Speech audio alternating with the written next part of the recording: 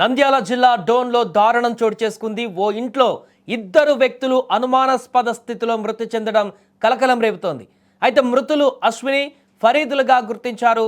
ఇక వీరిలో ఫరీద్ పాత రౌడీ షీటర్గా తెలుస్తోంది. గత కొంతకాలంగా అశ్విని, ఫరీద్ల మధ్య వివాహేతర సంబంధం నడుస్తున్నట్టుగా కనపడుతుంది. ఇక వివాహేతరకు ఈ యొక్క సంబంధానికి భర్త, ఇద్దరు పిల్లలు, ఆమెకు వివాహితకు ఉన్నట్టుగా తెలుస్తుంది, ఇద్దరు పిల్లలు. సో అయితే ఇంట్లో ఎవరూ లేనటువంటి సమయంలో ఫరీద్ అశ్విని ఇంటికి వచ్చాడు.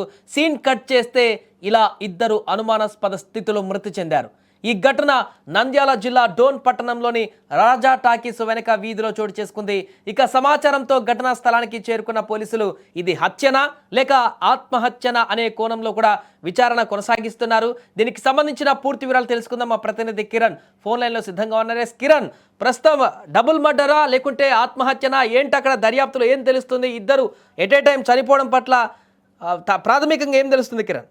నంద్యాల జిల్లాలో ఇద్దరు వివాహితుల మృతి అయితే అనుమానాస్పదంగా అయితే కలకాలం రేస్తుంది. అయితే నంద్యాల జిల్లా డోన్ పట్టణానికి చెందిన ఇద్దరు ఎవరైతే రౌడీ షీటర్ ఫరీద్ అలాగే అశ్విని ఇద్దరి మధ్యలో వేతర సంబంధం అయితే కొనసాగుతుంది. అయితే పాతపేటకు చెందిన షరీఫ్ ఒక మహిళ అశ్విని మహిళ ఇంట్లో మృతి చెందడం అయితే పలు అనుమానాలకైతే దారి తీస్తుంది.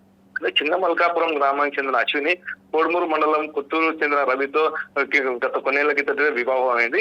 వీరికి కుమారుడు, కుమార్తె కూడా ఉన్నారు. అయితే పట్టణంలో పాతపేట నివాసం ఉండే అప్పట్లో ఫరీద్తో అశ్విని పరిచయం ఏర్పడింది. అయితే వివాహేతర సంబంధం ఈ హత్యకు గల దారికి తీసిందని చెప్పేసి పెద్ద ఎత్తున పోలీసులు అయితే అనుమానం వ్యక్తం చేస్తున్నారు. అయితే భార్య భర్తల మధ్య కూడా గొడవ ఏర్పడి ఉండొచ్చు, అలాగే ఈ వివాహేతర సంబంధం వల్ల హత్య చేసి ఉండొచ్చు అని చెప్పేసి అనుమానాలు వ్యక్తం అయితే ఇంట్లో ఆ మృతి చెందిన ఘటన చూస్తే అయితే మహిళ ఎవరైతే అశ్విని మహిళ ఉందో హత్య చేసి చంపేస్తారని చెప్పేసి కూడా సాక్ష్యాలు అయితే ఉన్నాయి. అయితే ఎవరైతే రౌడీ షీటర్ పర్వేజ్ కూడా అలాగనే మిగతా జీవిలాగా పడి ఉన్నాడు. అయితే ఇక్కడ ఇంట్లో పొగతో కమ్ముకున్నాయి, అంటే పెట్రోల్ పోసి అంటించారా లేకపోతే వీళ్ళే ఆత్మహత్యకు పాల్పడ్డారా అనేది కూడా పోలీసులు అయితే అనుమానాలు అయితే వ్యక్తం చేస్తున్నారు. ఏదేమైనప్పుడు కూడా ఇక్కడ ఇంట్లో పెట్రోల్ వాసనతో గది అంతా నిండిపోయి కాలిన స్థితిలో అశ్విని మృతదేహం ఓవైపు, అలాగే మరోవైపు పర్వేజ్ కాలిన స్థితిలో కూడా గోడ కానుకొని